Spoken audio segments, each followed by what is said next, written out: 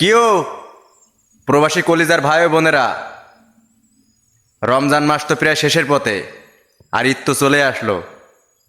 কি নতুন জামা কাপড় কিনবেন না? আসলে প্রবাসীদের আবার কিসের ঈদ?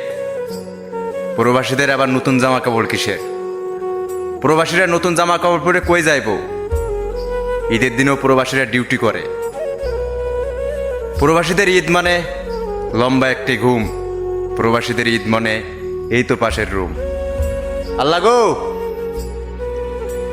কেন বানাইলা এই প্রবাস নামক জেলখানা?